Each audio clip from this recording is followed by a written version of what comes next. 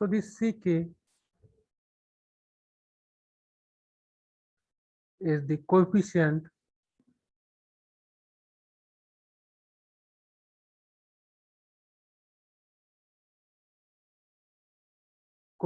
in partial fraction.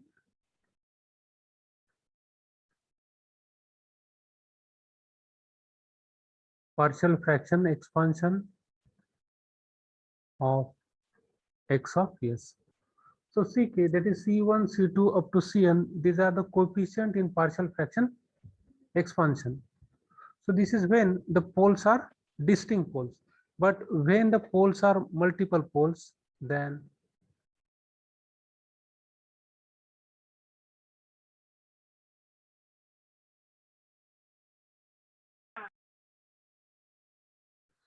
when poles are multiple, then x of s in denominator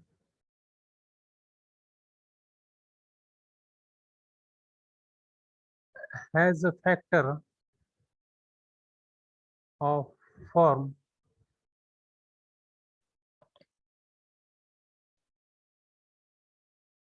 s minus pi raised to power r poles pi has multiplicity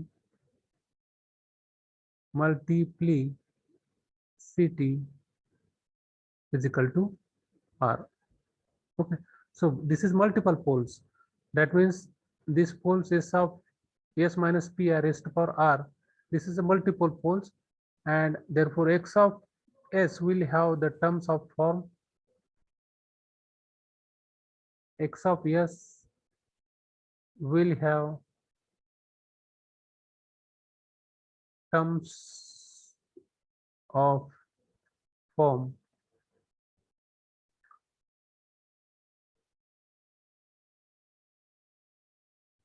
sigma I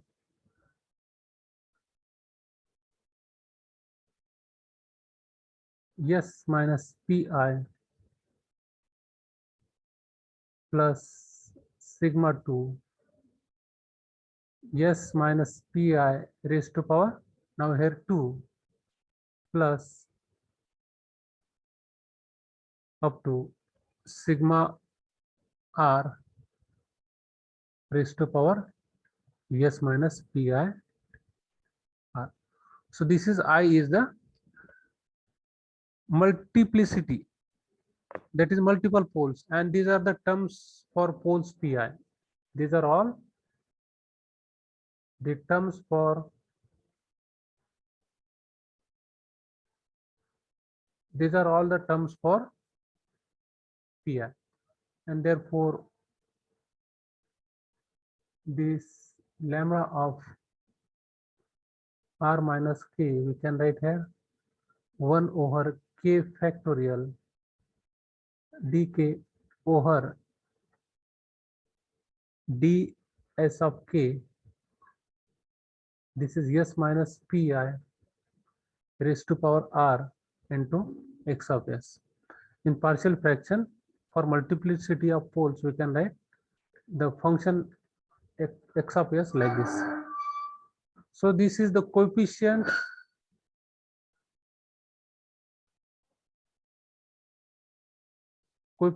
in partial fraction expansion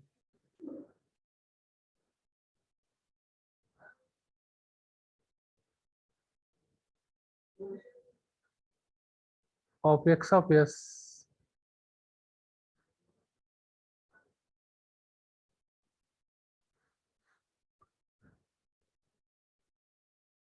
therefore the Laplace transform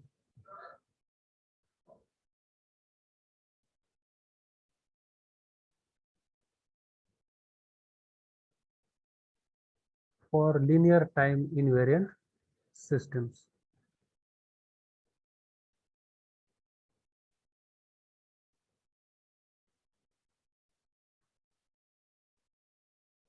This is the impulse response h of t. The input is applied to the system, that is x of t, and the output of this system is y of t. and this is output, and this is input to this system, and this system is linear time invariant system given by the impulse response.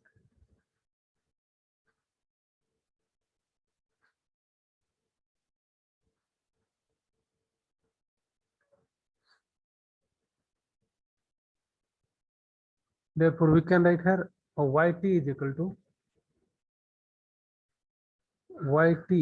to that is output is nothing but input to the system x of t, which is convolved with the impulse response h of t, and therefore the Laplace transform of this, it is y of s is equal to x of s into h of s, and therefore the Laplace transform of the impulse response, that is x of s, is equal to output Laplace transform of the output variable and the Laplace transform of the input variable. So this is a transfer function of the system.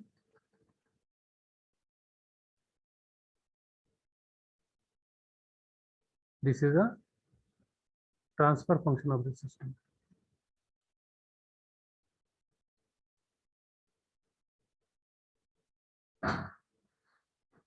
This is a transfer function of the,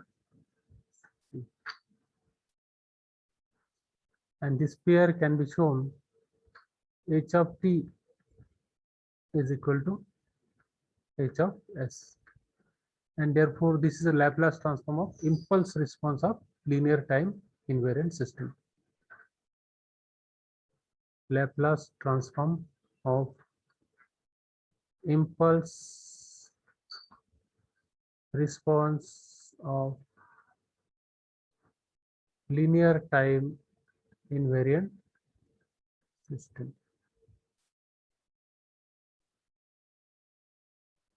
Properties of linear time invariant system.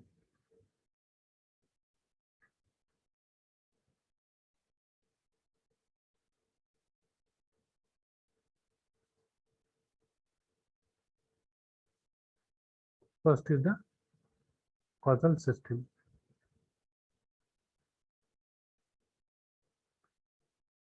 For causal system, the impulse response h of t is equal to 0 for t is less than 0. So we can say this is a right-handed signal. Okay, because h of t is equal to 0 for t is less than 0, and it has some value for t is equal to 0 and t is greater than 0. So this is a right-handed signal.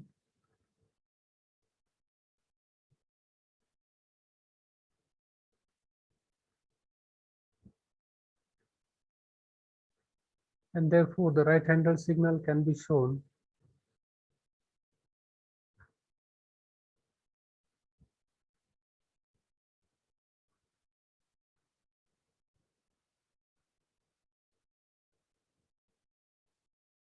like this. This is the right-handed signal, and this is h of t, which is equal to 0 for t is less than 0, and the impulse response which increases from 0 to maximum value within very short span of the time, and again it decreases to the another value in next microseconds. So therefore region of convergence is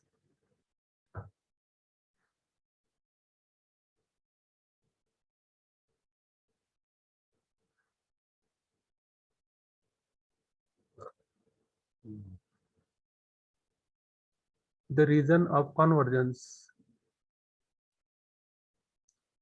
of h of s of form, that is real part of s is greater than sigma max. Real part of s is greater than sigma max, maximum value of the sigma. Next is the stability of linear time invariant system. That is bounded input, bounded output, stable system. Okay, so the system is stable if it is bounded input and bounded output stable. That means if we can say the system is BO stable if the integration over minus infinity to infinity h of t, that is absolute value of this impulse response, must be less than infinity, and therefore the region of convergence for this function will be, the region of convergence contains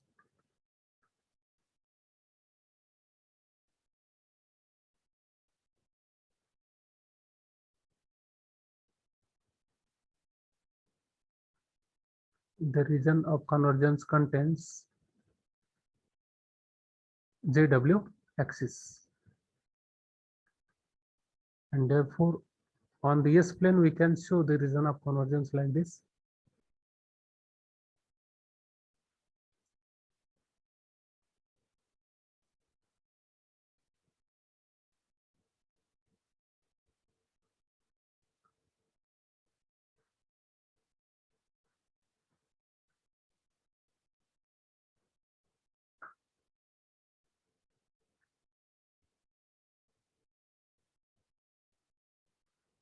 So the region of convergence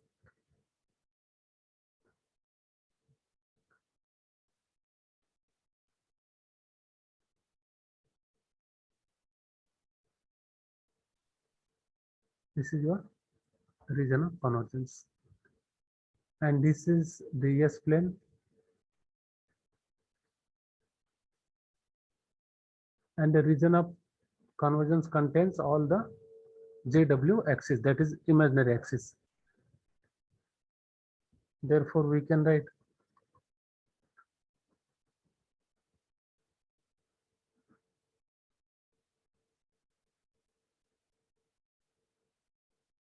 this is a region of convergence must contain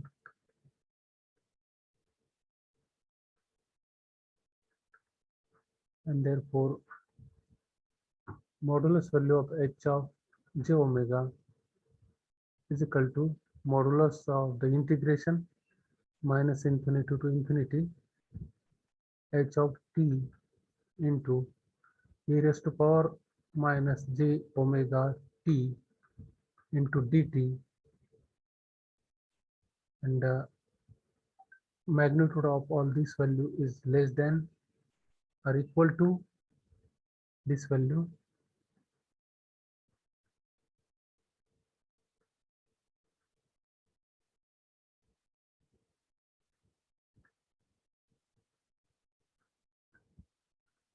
minus infinity to infinity h of t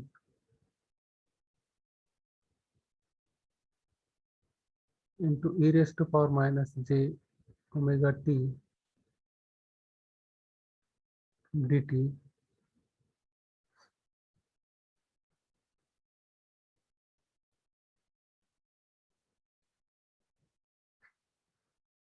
minus infinity to infinity, so h of t dt, and this value must be less than infinity. This value is less than infinity means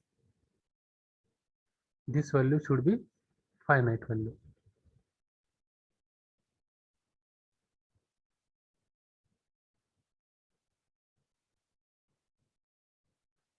Therefore h of j omega is equal to finite value, and that should be less than infinity, and therefore j omega belongs to the region of convergence, which is equal to jw belongs to ROC of H of S. ROC of H of S.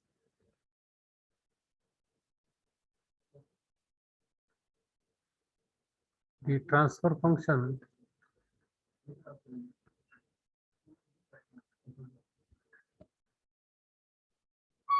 of linear time invariant system described by differential equation. Therefore, summation k equal to 0 to n ak into dk of y of t by dt k, and this is equal to, which is given by the differential equation, k equal to 0 to m. This is bk into d raised to power k into x of t by dt k.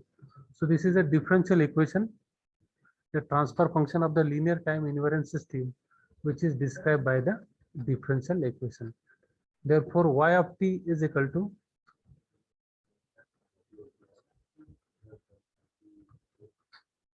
y of s. Therefore, d of y of t is equal to dt, and which is equal to the s into y of s. Okay. What is the Laplace transform y of t? It is y of s. The Laplace transform of the differential y of t with respect to the dt is equal to s into y of s. And next,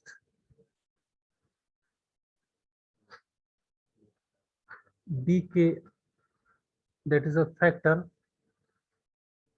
or we can say order of this equation, dt of k, and this is a k times y of s.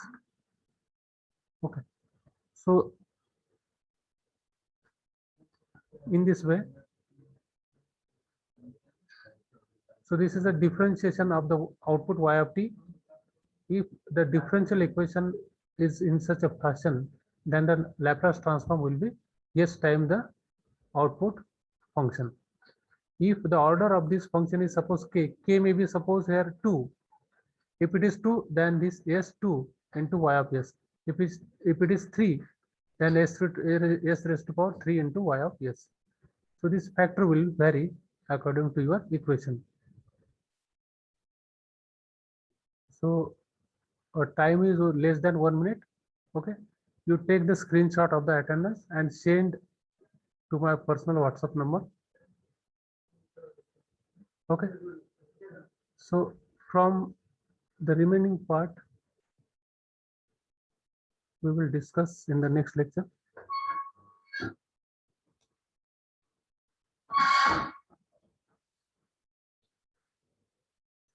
Take the screenshot of the